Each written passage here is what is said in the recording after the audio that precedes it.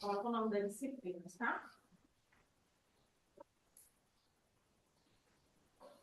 Você não pode colocar até 5 minutinhos.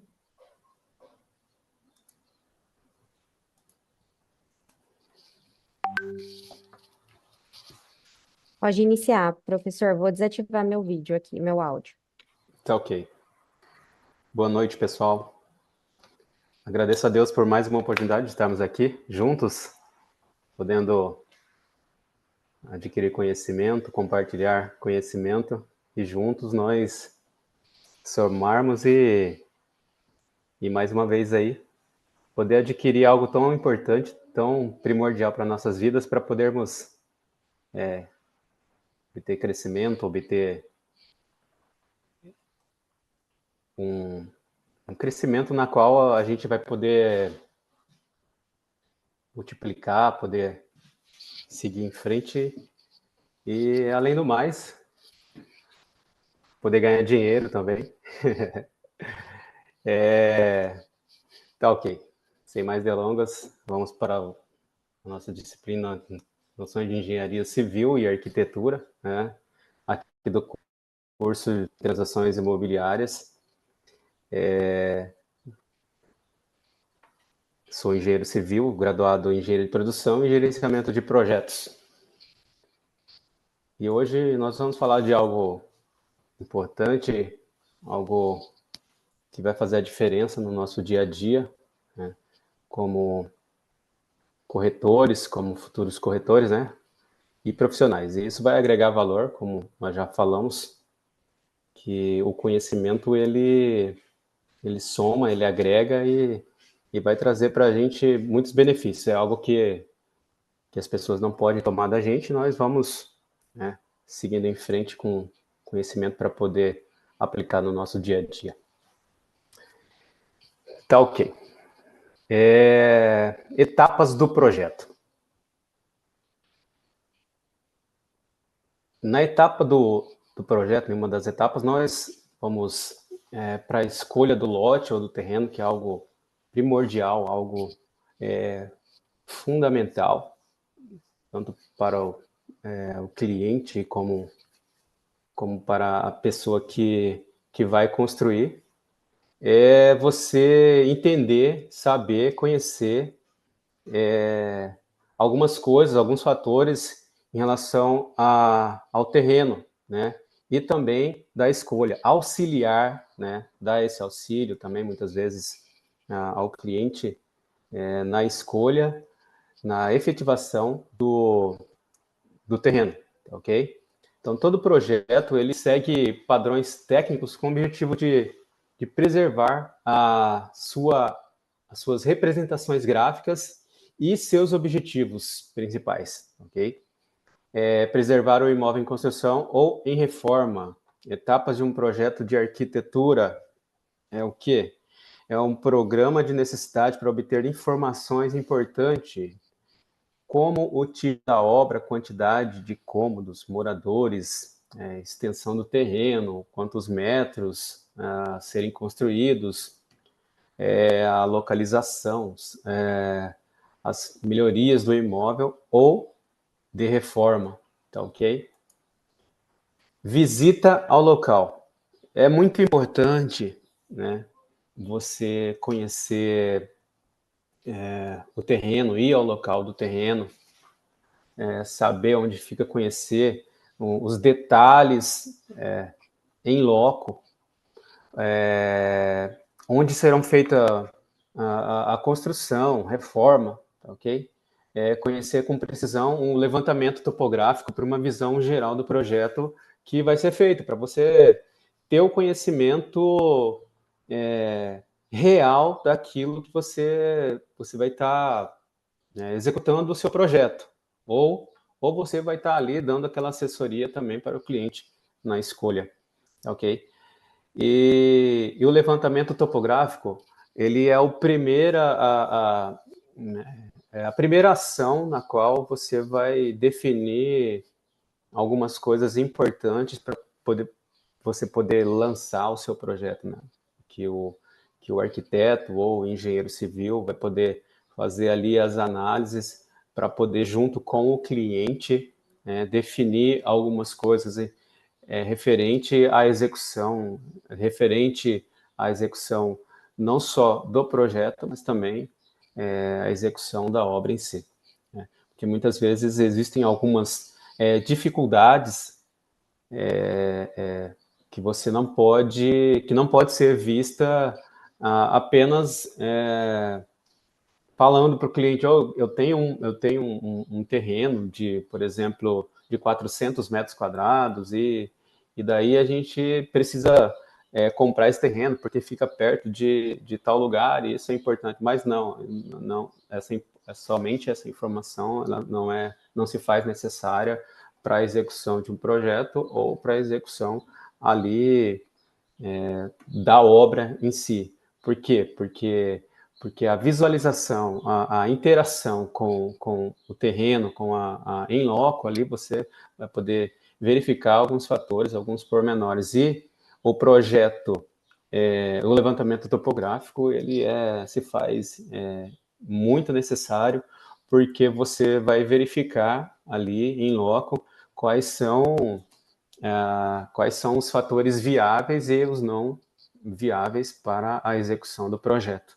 E muitas vezes o cliente ele define, né, tem o desejo de construir uma edificação de certa maneira, mas não é apenas o desejo, mas sim se o terreno vai poder, se dentro daquele terreno vai poder ser feito aquela execução, aquele terreno, aquele sonho, né, de uma casa, ou então de um prédio, um apartamento, de algo comercial, tá ok? Aí, depois desse levantamento topográfico, que ele faz todo esse projeto, se faz um estudo de viabilidade, né? Como eu já falei, visitando o local, um plano em mãos, né? O arquiteto ele vai conseguir avaliar as possibilidades, né, na elaboração desse projeto. Tá ok? Então, dentro desse estudo preliminar, daí o arquiteto ele começa a ali interagir com aquilo que ele tem, com os desníveis para poder criar ali os ambientes. Muitas vezes um estacionamento que, que ele vai poder aproveitar um desnível de um terreno, ou se não, ele criar ali outros fatores para poder executar o sonho do cliente ou ali um projeto comercial ou um projeto, né, multifamiliar, né, um condomínio, por exemplo, né, um loteamento. Tá? Então, depois disso, chega na fase do anteprojeto. Né? Depois desse estudo preliminar, tá? A primeira etapa é o quê? O levantamento, né, topográfico. Depois faz-se um estudo preliminar ali. Depois na fase do anteprojeto, né? Chega na fase do anteprojeto. É uma etapa onde ele vai aprofundar ali nos detalhes e ele vai garantir uma melhor visualização ali do ambiente, coberturas, fachadas, a gente já sabe muito bem, né? O que é fachadas, os cortes, tá ok? Fazendo também uma planta de situação, onde fica localizado, e nessa planta de situação ele coloca ali quais são as ruas, né? Coloca os detalhes ali, tudo certinho. Então, é interessante nós sabermos disso, porque são etapas fundamentais para a execução de um projeto, tá ok? E nessa execução, siga-se o arquiteto, né, o engenheiro, siga-se esses passos, né, esses passos até a execução, até chegar à conclusão e depois levar para a parte burocrática, né, que nós já sabemos, né, passar com esse projeto para aprovação da prefeitura, depois o registro em cartório, tá ok? Depois disso, né, depois desse anteprojeto, como nós falamos, nós passamos para o projeto legal e o projeto de aprovação, tá ok? Então, cada cidade, né, cada região, né, do Brasil, ela tem as suas exigências específicas, né, as documentações necessárias, né, a qual você devem ser feitos para que a obra, né, ela seja aprovada. Então, depois dessa autorização da prefeitura para a construção, que é você levar toda essa documentação exigida pela prefeitura, né, todos os projetos necessários, você leva ali todos os projetos e a prefeitura vai te dar, né, esse aval para você poder construir. Ou seja, tá legal, então tá tudo certo, né, dentro das normas. Existem algumas normas para aprovação desse projeto e depois passa-se para a construção. Então, esse é o processo, né? Então, aqui nós estamos... fique bem claro para a gente entender esse processo, para poder, né, saber qual é a forma, a maneira, o caminho para se chegar até a execução desse projeto, né? Porque muitas vezes pode aparecer um cliente na qual ele deseja comprar um terreno, né? Ele quer chegar ao sonho de construir uma casa. E nós vamos poder dar essa assessoria, né? Dar esse suporte para o cliente, porque daí nós já sabemos quais são os processos, o que deve ser feito, fazer o acompanhamento junto com o arquiteto, muitas vezes, né? Junto com o cliente ali, nós podemos assessorar, dar essa assessoria até após venda terreno e depois, ou execução de uma reforma, né? E nós vamos falar um pouco mais a respeito disso depois, sobre qual é a necessidade, qual obra tem essa necessidade de você entrar com projetos dentro da prefeitura para aprovação e execução de uma obra, né? Existem obras que sim, existem obras que não. Então, é importante nós sabermos disso, porque muitas vezes o cliente ele é leigo a respeito desse processo. Ele quer o quê? Ele quer o produto, ele quer comprar a casa, ele quer comprar o terreno, ele quer comprar a área comercial. Então, essa assessoria, ela é de suma importância, porque nós vamos ali entender o processo de como chegar até essa execução, não somente da casa, ou então na compra de um terreno. É importante destacar que reformas de interior de apartamentos, casas, lojas, etc., elas não precisam de aprovação da prefeitura. No caso, o que precisa de aprovação da prefeitura é quando você faz uma ampliação de uma área, né, coberta, de uma área onde vai agregar a área ali ao terreno, né? Tudo aquilo que for construído e tiver cobertura, ela entra como área construída. E quando é dentro de um condomínio, né, você for fazer uma reforma, a necessidade apenas vai ser da aprovação do condomínio, porque dentro de um condomínio existem as leis, né, dentro de um condomínio. Projeto executivo é o conjunto de especificações, tá? Cronograma de trabalho. E muitos arquitetos, muitos engenheiros são caprichosos, né, que dentro desse projeto executivo há um detalhamento muito específico para que o proprietário, né, a pessoa que está comprando ali, que é o dono daquele sonho, ou então o dono daquela execução ali, ou de um terreno, tenha o entendimento e o conhecimento daquilo que está sendo feito, né? Ou seja, o capricho, né, tanto do engenheiro como do arquiteto, em elaborar, né, plantas específicas para que o proprietário possa fazer esse acompanhamento com mais clareza. E agora vamos passar a alguns órgãos, né? Conhecimento aqui do que significa alguns órgãos. Muitos de nós já sabemos o que significa, mas de forma didática nós precisamos relembrar ou então trazer novamente a alusão do que significa esses órgãos, que são órgãos importantes, nas quais nós vamos ter um contato, mas muitas vezes até mesmo contato direto, porque, de certa forma, nós precisamos conhecer para poder saber quais são as etapas de cada um, e o que precisa e como funciona. O CREA, ele é o Conselho Regional de Engenharia e Agronomia, ok? É o órgão onde faz toda a regulamentação dos profissionais, tá ok? E é onde você registra um documento que todos nós conhecemos, a RT, que é uma anotação de responsabilidade técnica, que nessa anotação, o nome mesmo já diz,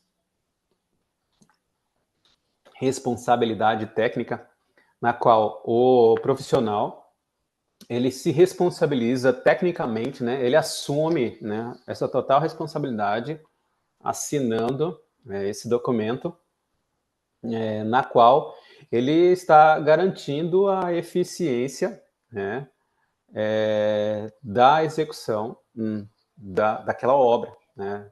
Seja de uma casa, seja de um apartamento, de um prédio, de uma estrutura comercial, e muitas vezes há essa necessidade, né? Muitas vezes há necessidade de outros profissionais devido à grandeza, à dimensão de cada projeto. Como, por exemplo, a RT de responsabilidade técnica para engenheiros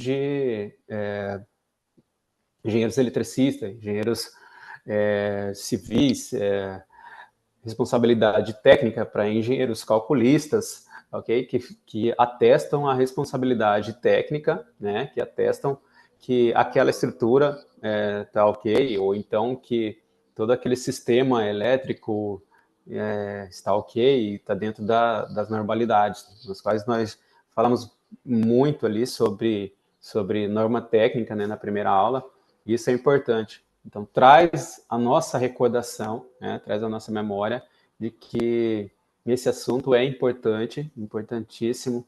Por quê? Porque muitas vezes o pensamento do vendedor é só vender, mas existe uma responsabilidade atrás de tudo isso. Como, por exemplo, eu vendi uma casa, mas passou-se 2, 3 meses e a casa começou a ceder, a ter fissuras, então um problemão.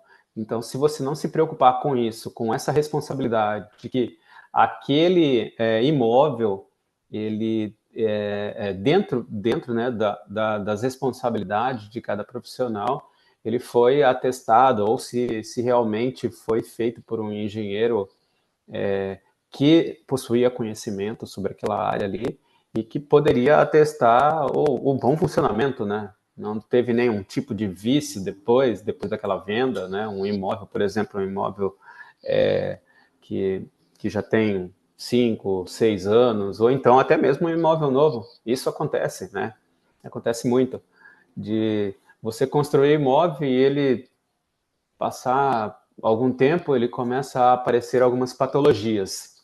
O que é patologias? Patologias são defeitos, o nome mesmo já diz, né? Patologia, uma doença, algo que aconteceu ali e que trouxe um prejuízo para a construção, tá, ok? Então, existem essa anotação de responsabilidade técnica, tá? O registro do atestado fornecido por pessoa física ou jurídica, né, de direito público ou privado, contratante, direito público ou privado contratante, é o procedimento realizado pelos CREAs, que visa vincular, né, o atestado à respectiva certidão do acervo técnico, tá, ok? Então, nas obras de edifícios, tá? Nas obras comerciais, públicas, a pessoa, ao ingressar naquela execução, né? Nós sabemos que a licitação, ela, no momento da licitação, ela vai exigir da empresa que executa, né? A empresa que executa, que vai, né, obviamente, ali tentar construir, que ela apresente um acervo técnico, né? Quais são os engenheiros ali que fazem parte daquela da empresa que vão assinar, que vão atestar, ou que já têm aptidão, conhecimento, e isso é um assunto na qual nós nem vamos precisar aprofundar, que apenas se houver a necessidade de alguém que queira adquirir um pouco mais de conhecimento, né, é algo que faz parte também, ou seja, a empresa ela precisa ter esse acervo técnico, ter essa capacidade técnica de execução dessa obra, ok? Isso é exigido em licitação. E a certidão de acervo técnico, CAT, da obra ou serviço cuja execução está sendo atestada, tá ok?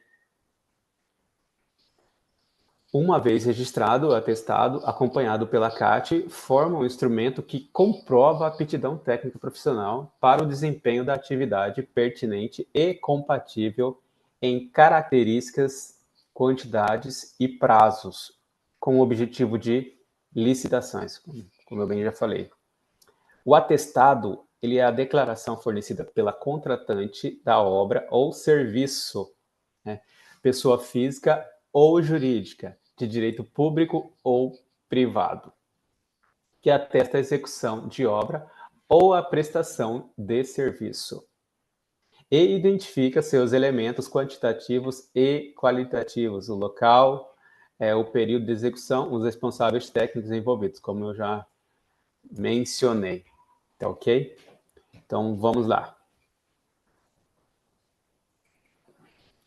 E as atividades técnicas executadas dessa empresa, né? O atestado que referenciar serviços de supervisão, coordenação, direção ou condução de equipe técnica deverá relacionar os demais profissionais da equipe e suas respectivas ARTs, né?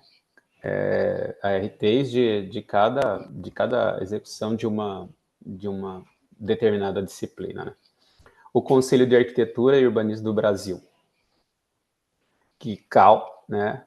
E o Conselho Regional foram criados com a Lei 12.378, de 31 de dezembro de 2010. Regulamenta o exercício da arquitetura e urbanismo no país, tá? Há um tempo atrás, né? Isso aqui foi em 2010.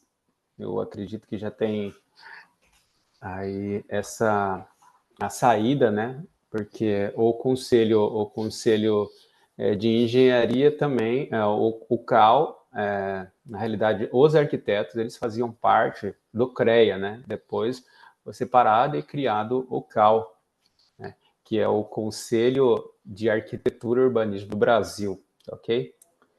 Uma conquista histórica para a categoria, que significa maior autonomia e representatividade para a profissão. A lei que regulamenta o exercício da profissão e as diretrizes curriculares nacionais dos cursos de arquitetura e urbanismo. Divide as atividades privativas de arquitetura e urbanismo em 6 grandes áreas. São elas arquitetura e urbanismo, arquitetura de interiores, ok? Arquitetura paisagística, patrimônio histórico, cultural e artístico, planejamento urbano e regional, e conforto ambiental, certo?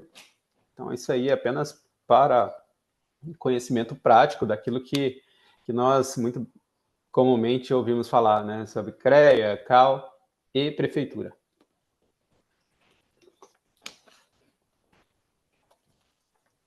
Regulamentadas essas profissões, ela tem direitos e deveres que devem ser respeitados, nas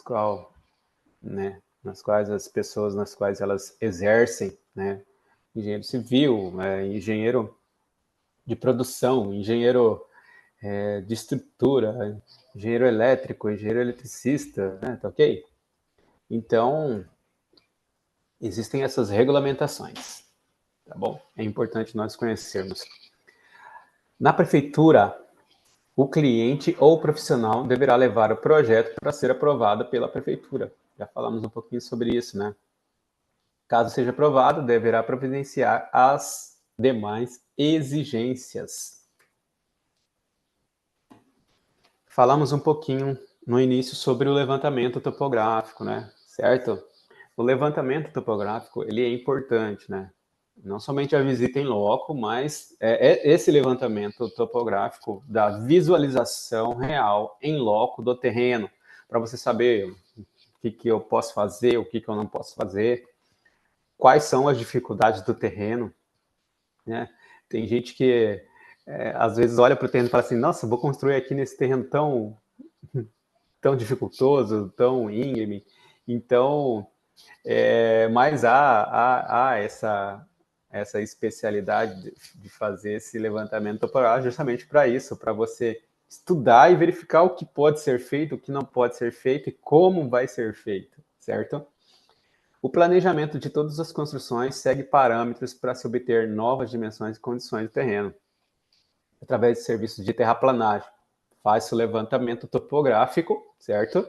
E depois desse levantamento topográfico, vem os serviços de terraplanagem, né? Aqui existem algumas maneiras, né, de se dizer como fazer essa movimentação de terra, terraplanagem ou terraplenagem, tá ok?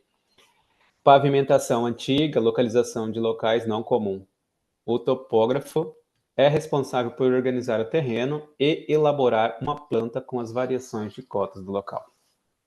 Ou seja, o topógrafo vai lá, de acordo com as coordenadas iniciais, lança todos os levantamentos, nós chamamos, o topógrafo chama de piquete, ele vai lançando os piquetes com a demarcação das áreas, são os limites do terreno, né? Quando nós sabemos que quando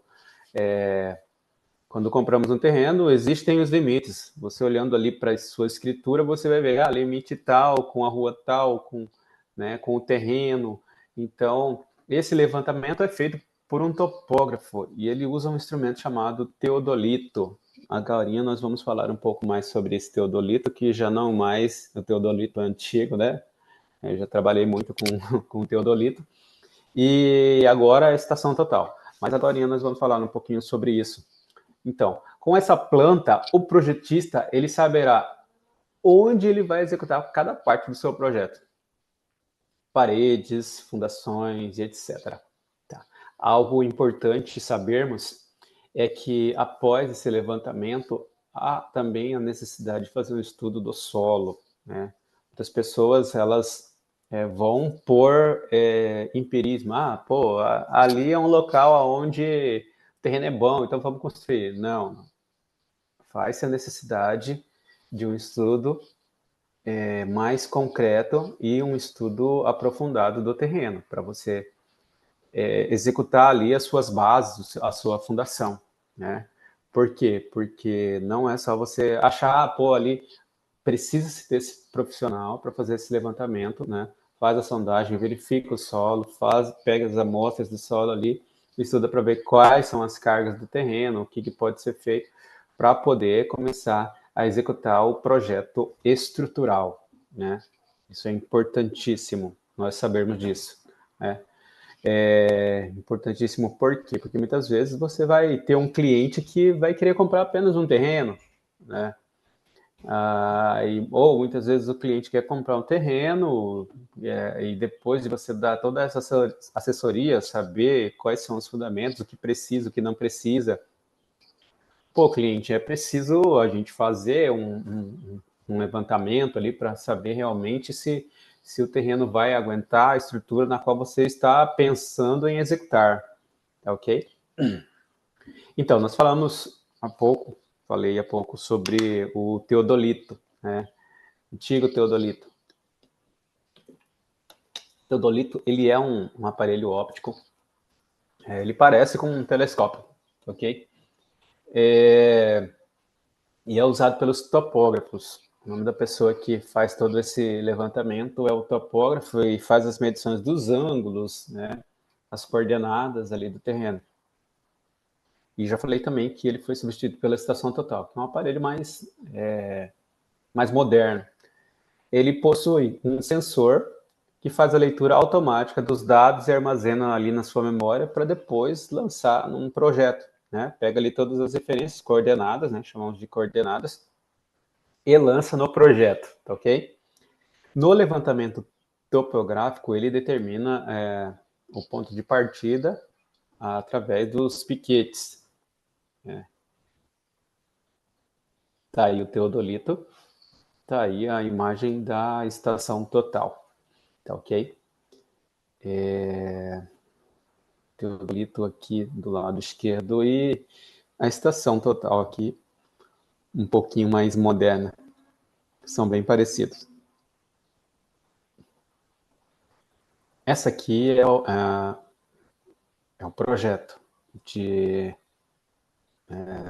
o topógrafo, né, faz todo o levantamento. O que ele vai fazer? O que nós temos aqui? Temos um projeto na qual ele especifica, né? Você está vendo aqui, ó, os números.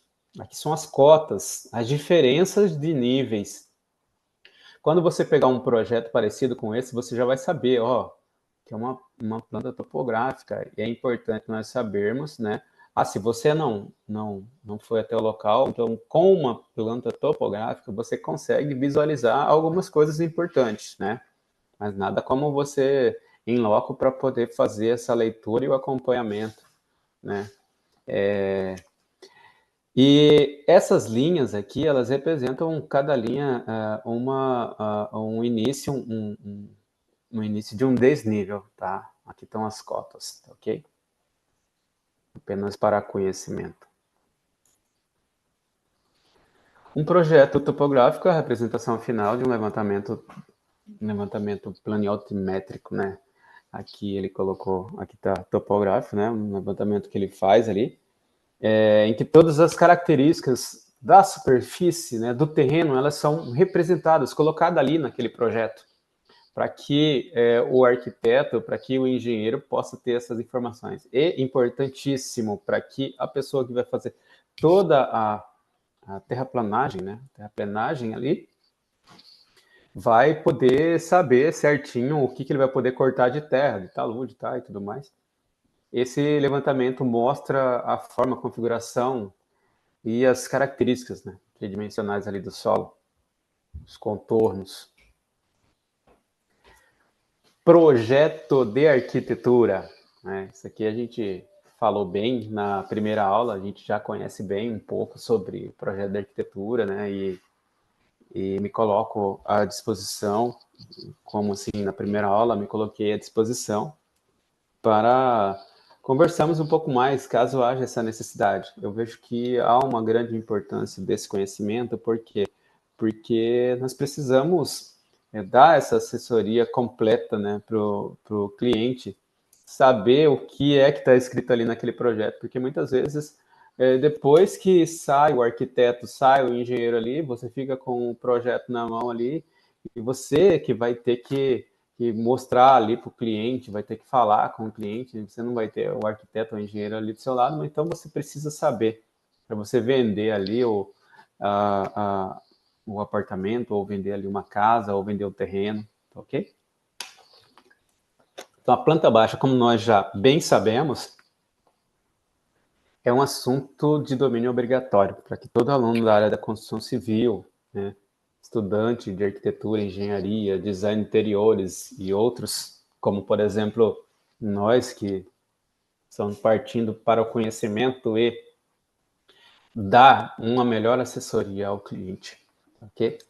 É essencial o conhecimento básico da leitura, né, interpretação, saber o que significa as linhas, né, aqueles contornos, aqueles quadradinhos nas legendas, né, os quadros de informações, que às vezes o cliente, o que é isso aqui? O que você está me vendendo aqui? O que eu tenho aqui na minha frente? Você tem aqui um pé direito duplo, você tem um quarto amplo, olha aqui, ó, uma metragem, você tem um quarto aqui de saber mostrar para o cliente o que significa, né? Ler, interpretar ali, mostrar para o cliente ter o domínio sobre o projeto. Abre o projeto e sabe, tem o domínio daquilo que você está ali na sua frente, é o seu pão de cada dia que você está tentando conquistar. Então, o conhecimento nada mais é do que você saber dar uma boa assessoria, e isso é o diferencial, né? Sair da caixa e poder mostrar ali o seu diferencial.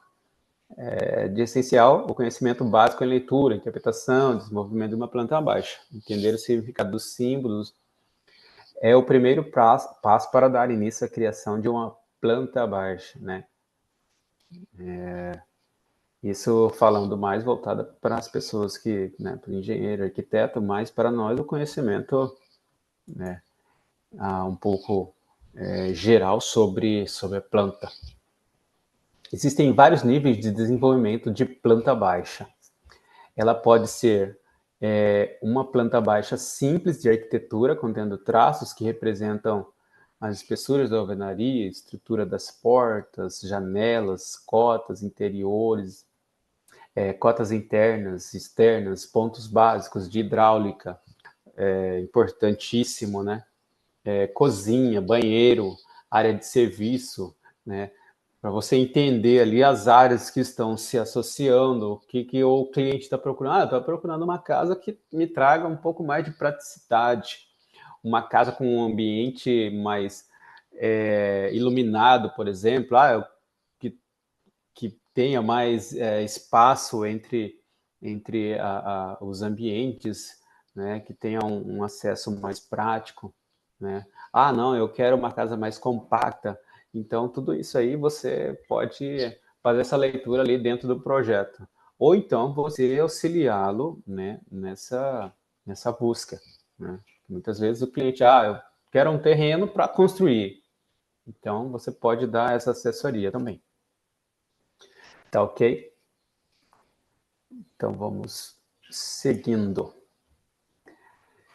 Até níveis mais complexos, como eu bem citei, como os projetos executivos. Neste projeto,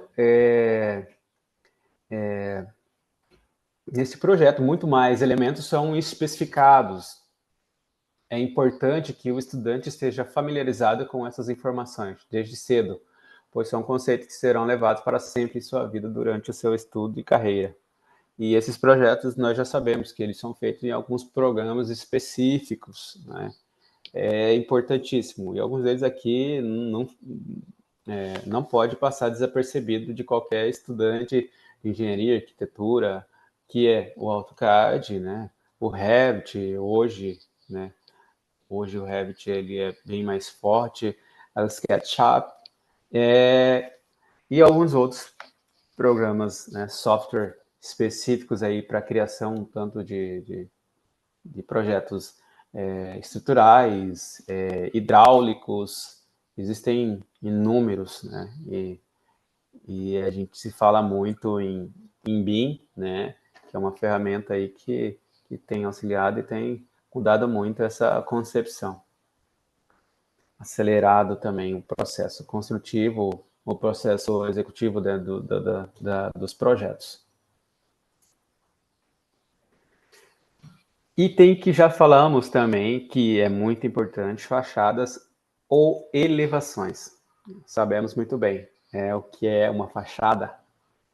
Você de frente para um prédio, você de frente para a sua edificação, né, olhando ali para a fachada, né? E existem algumas fachadas, por exemplo, eu quero uma vista lateral, é uma fachada lateral. Eu quero uma vista do lado esquerdo, uma fachada dos fundos, eu quero, né? Eu quero uma vista. E no desenho arquitetônico, o termo ele é usado para se referir ao desenho de uma vista ortogonal de um edifício. Por exemplo, costuma-se ser usado como sinônimo de fachada. A fachada é a vista externa da construção, também podendo ser chamada de elevação, certo? Elas funcionam de forma similar aos cortes, ok?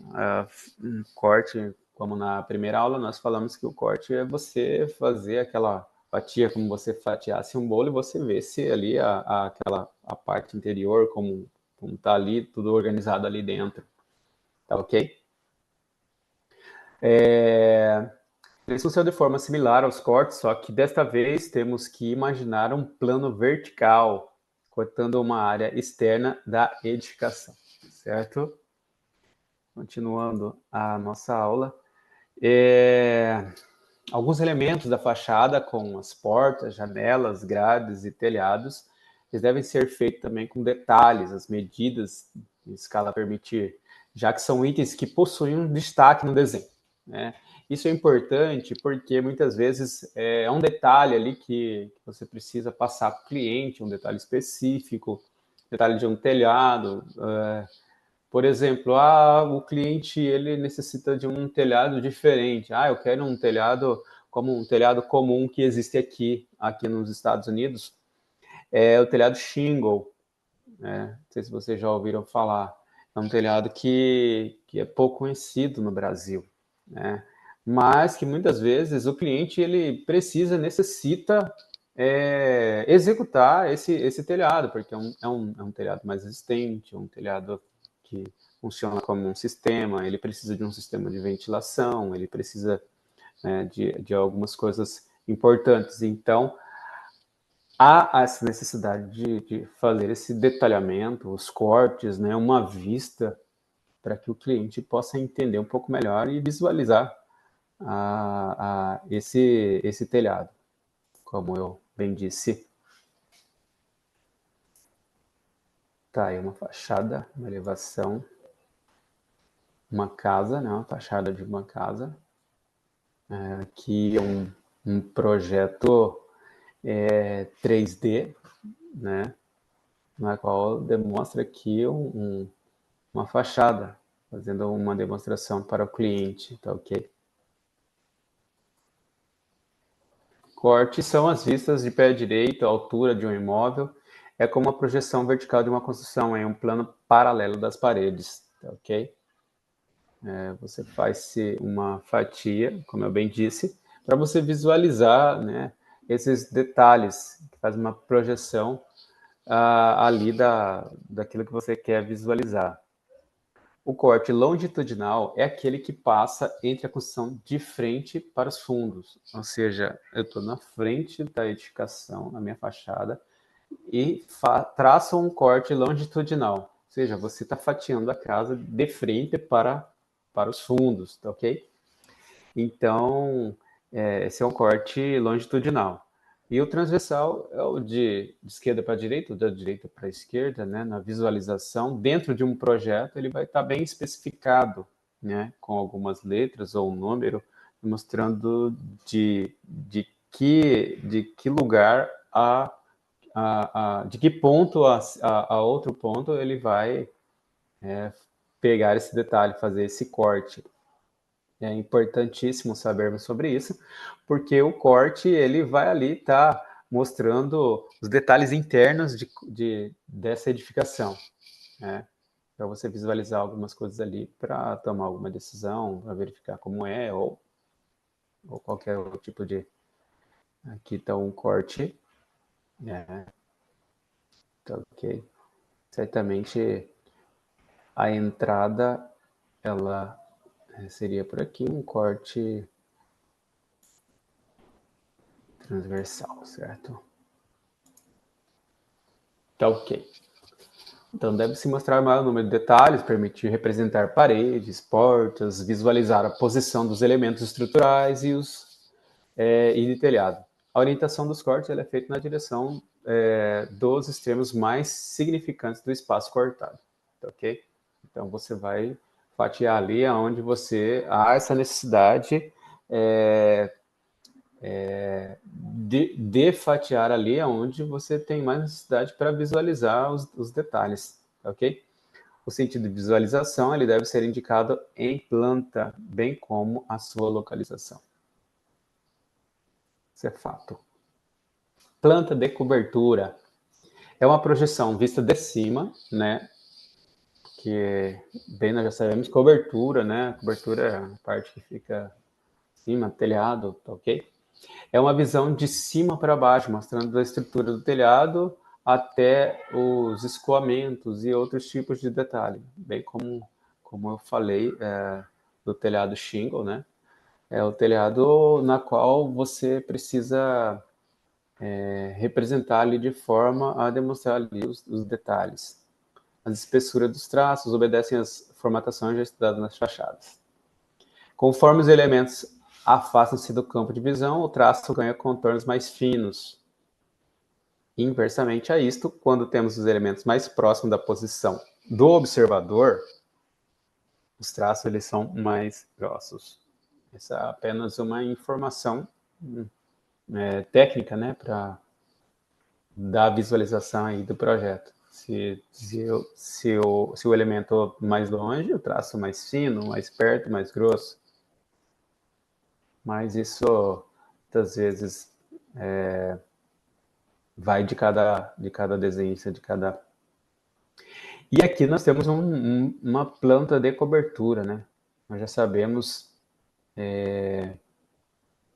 que aqui nós temos um telhado, né? E aqui a indicação. No projeto você vai ver muito bem que existem uma seta, né? Alguma coisa apontando qual a direção da água, qual a direção da água do telhado. Aqui a direção para baixo, ou seja, aqui só tem uma água. Aqui eu tenho duas águas, duas, né? Uma água para o lado direito, outra esquerdo, né? Dessa forma, ok? E aqui 4 águas, fechando de um lado, os dois lados ali, fazendo esse fechamento. Chamamos de 4 águas, certo? E aqui algumas especificações do telhado, né? Temos aqui essa descida aqui entre os telhados, né? Chamamos de rincão.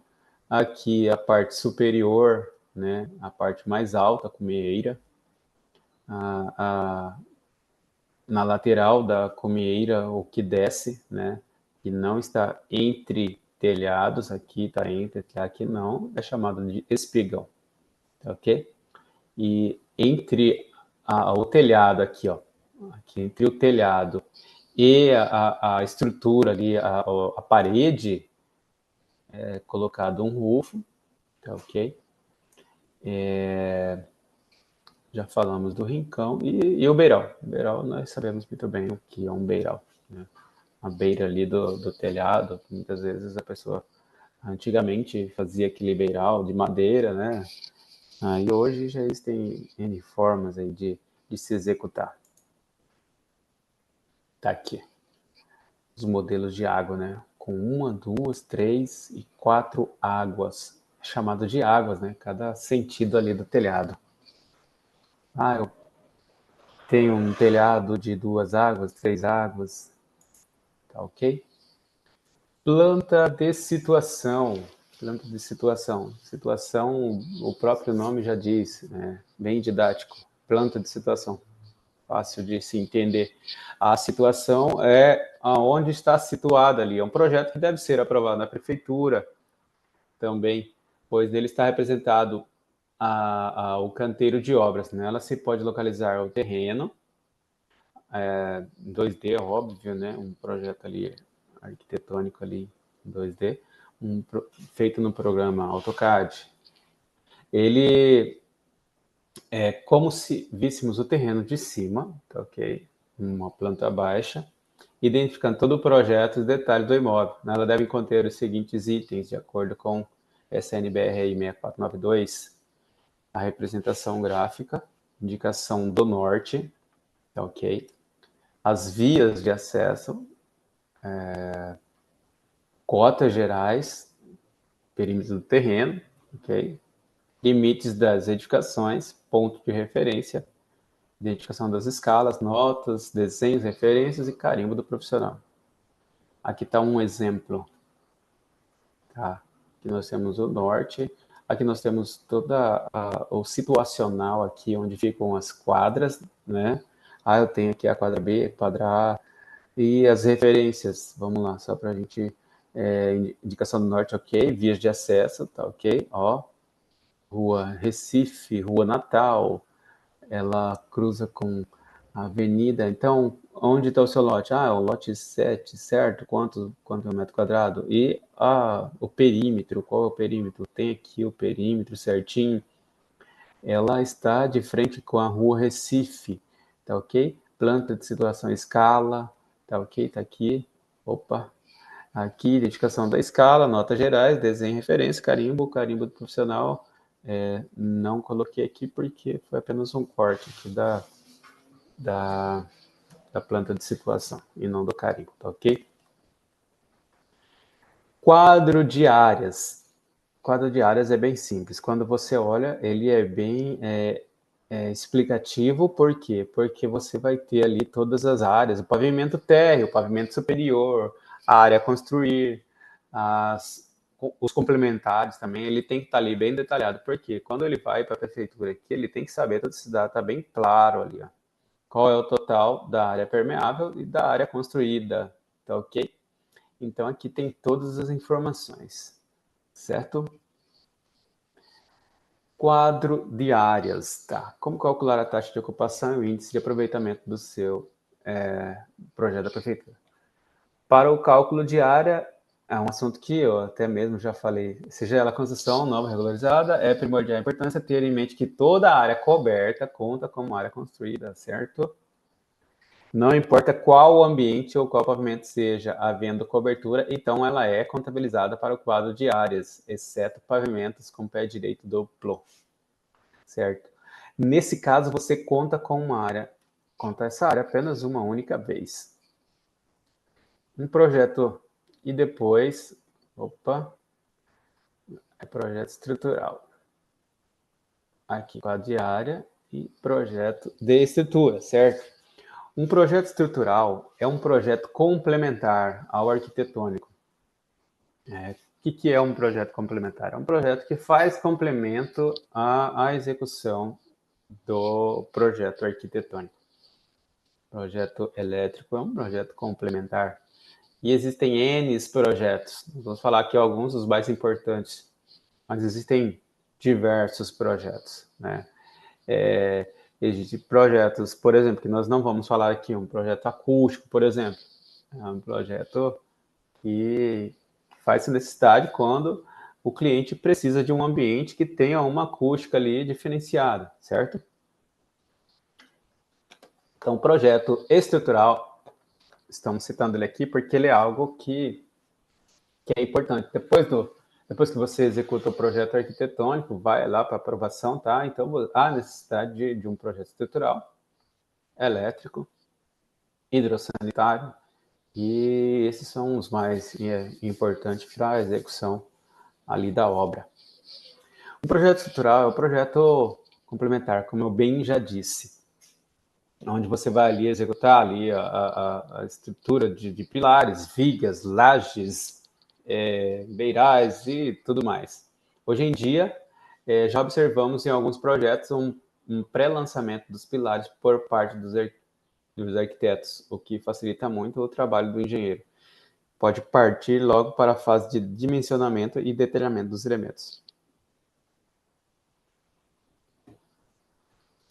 Nessa fase de dimensionamento, o engenheiro, auxiliado por normas, tá aí, 6118 e 6120, e por alguns softwares, como eu bem já disse, para a execução, levantamento dessas dimensões, né, estruturais.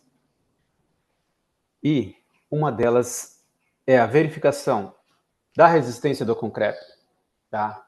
Em relação ao clima, seja vento, ação do vento, chuvas, cargas permanentes, cargas acidentais, certo? Então, são fatores nas quais leva-se em consideração para a execução desse projeto. Projeto de estrutura.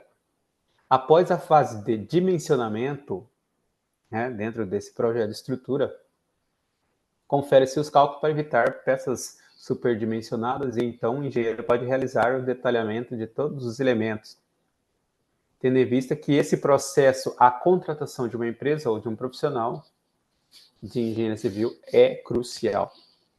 Por que crucial?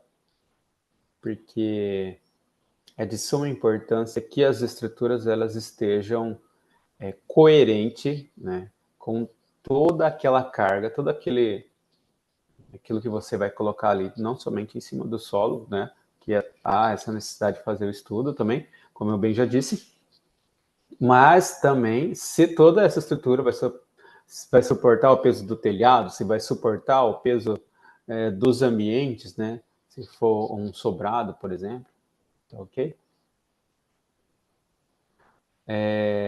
Uma vez que o engenheiro, a empresa, ela se preocupa em realizar esse projeto de forma mais otimizada e detalhada possível, o projeto estrutural passa a ser um elemento indispensável no contexto para evitar gastos futuros desnecessários ou até mesmo uma frustração, como por exemplo, minha parede está aparecendo fissuras, cedeu, o solo e a estrutura não aguentou, meu telhado deu um problema sério de estrutura, meu pilar.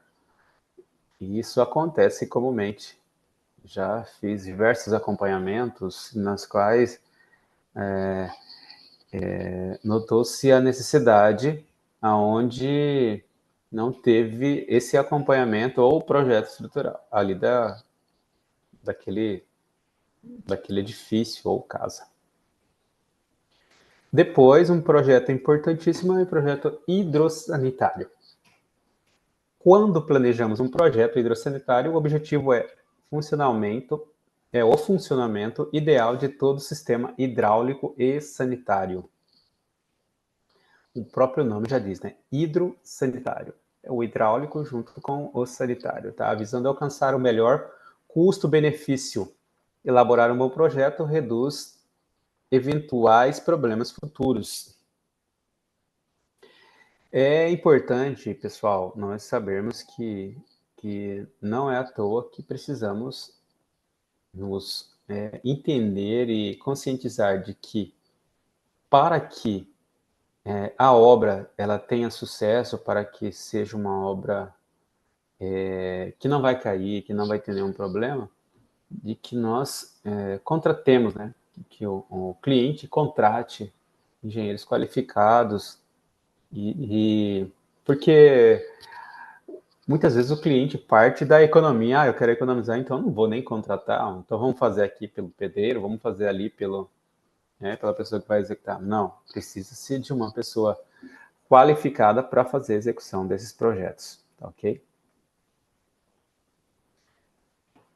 Aqui um projeto hidrossanitário, né, que nós estamos tendo aqui as tubulações, tá, e tudo mais, que é um projeto realístico, mas o projeto hidrossanitário é importantíssimo porque ele demonstra todos os detalhes para que o encanador, para que a pessoa que faz todas as instalações consiga desenvolver, certo?